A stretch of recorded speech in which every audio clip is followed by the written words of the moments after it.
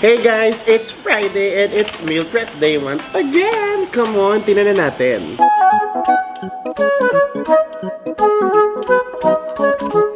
Okay guys, ito ang ating meal for today. Very excited to ipakita sa inyo isa-isa kung ano to. Let's start with breakfast. Teka na, may kodigo ako sis. For breakfast, this is the white chocolate pistachio pancakes.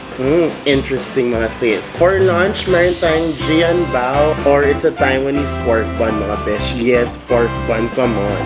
For another snack, we have this banana for this afternoon, pero for me, i-prepare ko siya ng ating dinner.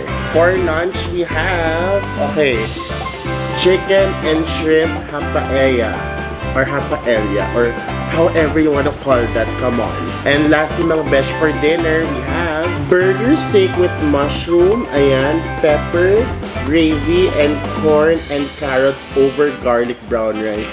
Yes, mga sis, garlic brown rice. Di bang sayo? So, ano pa hintay natin mga besh? Come on, Amon!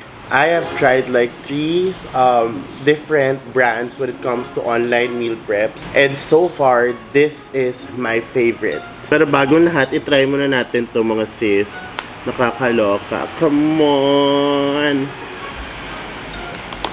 Hindi mo kailangan ng maple syrup. Solid. Ang sarap. Ang sarap ng texture, yung combination na lahat masarap, hindi masyado matamis.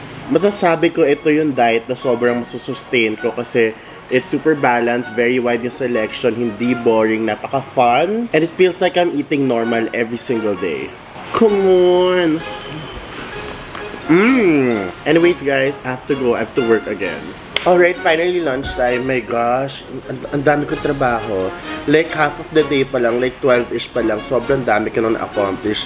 Kasi TBH, ang dami kong hinahabol, come on. Anyways, my food for lunch is this one, yung chicken and shrimp paella. Ayan, paella o japaella, I don't know. The only learning lang for this week with my meal prep is that, my gosh, kulang ang 1.5. Okay, kaya next week mag-1.8 calories na ako, which is my original talaga na calorie deficit or budget for the day. So, ang ginawa ko recently, since Monday, kapag nagugutom ako, nagkukulang ako sa pagkain, ang magandang habit ko now is that I order vegetables online. I always order salad or salad wraps. Ganun lang. Other than that, siguro kape. So, mga sis, tikman na natin. Anong sauce kaya ito? Come on. Now that is so flavorful. That is not dry. It is also tender. Let's try it with shrimp. It's so yummy. May kasama siyang chorizo, I think. Ito na ata yung sagot sa magiging consistent ko sa calorie deficit ko kasi I feel like I'm eating normal talaga. I don't know how many times I've already said this na parang I feel like I'm eating normal every single day. But kasi guys, yun yung totoo. Cheers! Anyways guys, I have to finish all these so I can, work right away. Ang dami ko pang tatapusin Friday. Gusto ko chill na lang ako bukas. See you mamayang snack time. Bye. Alright, it's merienda time. I'm having this. We call this again Taiwanese pork bun. So I have to heat this down with the microwave. So wait lang guys, heat ko lang. Ayan, done na. Come on. So naisip ko lang, no? Kasi syempre sabi nila na yung weight loss journey daw is all about, the food intake talaga, no? And this is what I'm slowly doing. And I failed a lot of times before. Pero talagang nakakaramdam talaga ako sis na talagang ito na yung tamang, diet plan for me. Pero bagong lahat, tikman muna natin to sis. Ang inat sis. Oh my god. Look what's inside. Nakita mo? Wait lang.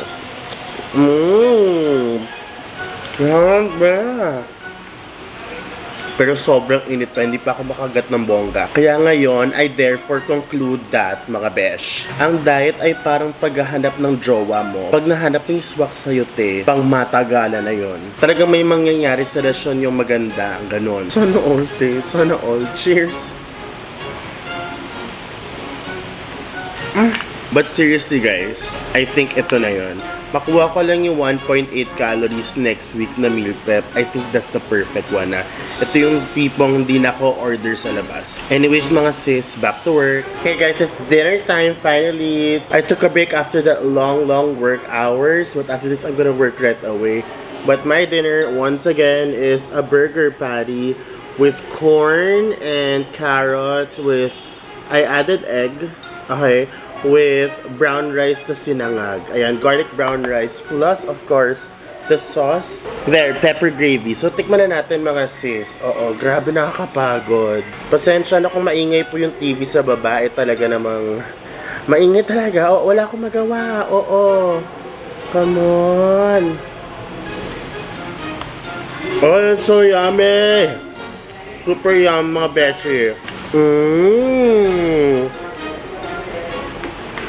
Anyways, just to conclude the week, overall po, yung 5 days ko with Daily's diet has been so amazing. Talagang sobrang balance, sobrang hindi boring ang aking meals every day. Never ako nagkaroon na day na talagang sobrang nag-crave ako for something else. Kasi nga, very wide ang variety nila at hindi pa ulit-ulit ang food. Guys, hindi to sponsored pero sa true lang, parang nahanap ko na yung perfect match ko.